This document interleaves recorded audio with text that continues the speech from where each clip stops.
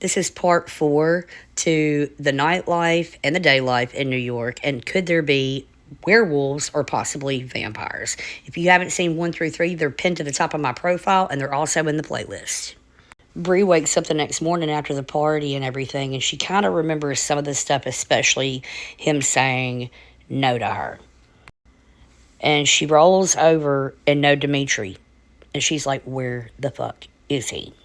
So she sits up in the bed and realizes that she doesn't have any underwear or anything on. So she looks on the floor and through the bedroom, and there they all are. So she runs and picks them up and puts them on.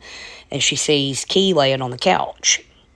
So she opens the bathroom door to make sure he's not in there, and he's not in there. And she runs down the stairs to where Key's laying on the couch, still passed out, and wakes her up. And Key is like really hungover, and she's like, what the fuck is going on? And they wake up inside of this really nice high-rise apartment. And she's like, where are we? And she was like, Key, you got really drunk last night. We went home with Dimitri. And Brielle's just kind of explaining to her the events of the night, because Brielle remembers 90% of everything, really and truly. You know, but Kiera doesn't, 50, it's 50-50 with her. So Kiera kind of comes to a little bit more, and she's like, well, where's Dimitri? And Brielle's like, that's what I'm saying. I woke up and he was gone. But first things first, they got to pee. So they go back upstairs to the one bathroom where Bree knows it is. So while Bree's using the bathroom first, Kiera's just kind of floating around the room, and in front of the TV, she sees a note. She picks it up and she walks in the bathroom, and there's a set of keys in her hand. And she's like, Bree? But not till after she had read it first, of course. And Bree was like, what's it say? And she was like, here's my keys. Take my car to work. I'll see you later tonight at the restaurant. Like, no explanation. Where is he? Where is he? And this bathroom is gigantic. It's modern for the early 2000s. It has a huge walk-in shower with see-through glass doors, 2 shower heads, big enough, they said, to probably fit like 10 people. And Kiera's head's busting. She goes over above the sink to where there's this really long glass mirror that has sliding doors, and she's opening it, looking for Tylenol. And in there are women's products.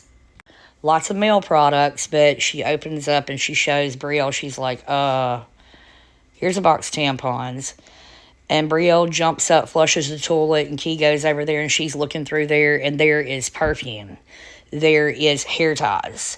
There is, feminine deodorant spray. I mean, just all kind of different stuff.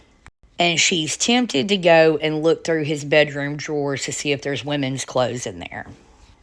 Or the closet. Because now she's worried that they're in another woman's house. But oddly enough, hanging up in the bedroom is different little adventurous scenes of him and his friends, like skiing in the mountains. No pictures of a girl anywhere. So maybe it's not a wife, but maybe it's a girlfriend. And so Brielle now, after the events of last night and him telling her no, is thinking maybe it was on his conscience. And she's verbalizing this all out loud to Kiera. Kiera's done using the bathroom, and they're gathering up all of her stuff out of the bedroom. And Bree, like I say, she's feeling kind of defeated because this guy's really good looking, and because of the events from the night before and the tampons and the hair ties and the perfume and everything else, she's like, great.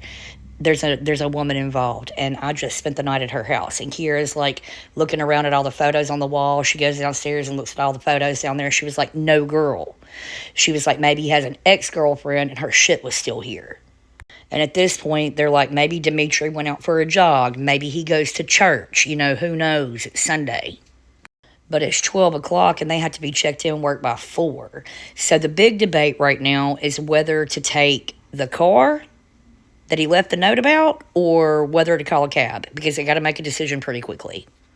So Bree gets nervous about what she found in the medicine cabinet and is like, no, just set the note back and the key back. Let's call a cab. Let's do it now, or we're going to be late.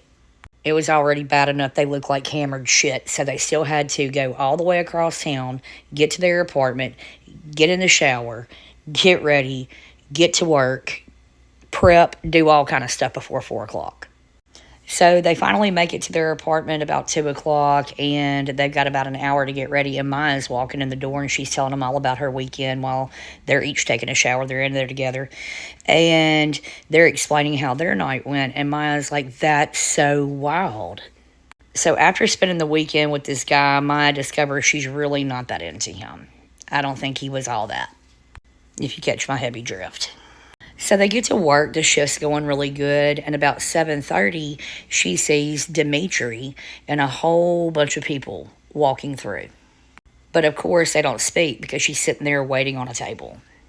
She finishes taking that table's order, and her manager is waiting by the bar and walks immediately over to her as she's going to put her order in and is like, "I'm going to take this order for you.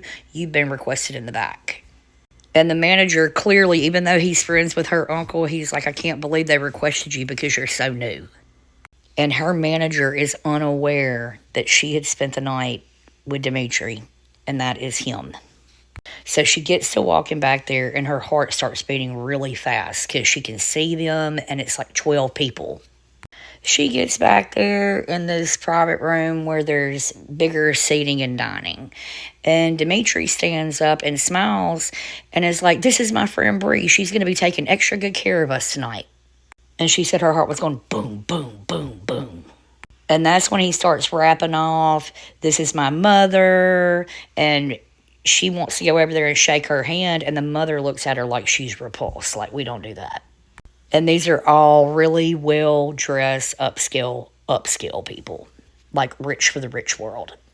So it's a lot of family, his sister, his brother, an aunt, an uncle, apart from who he introduced as his roommate and best friend. So naturally, she waits on the mother and then goes around until she gets to Dimitri. Because she could tell by mama, them the rules. Period.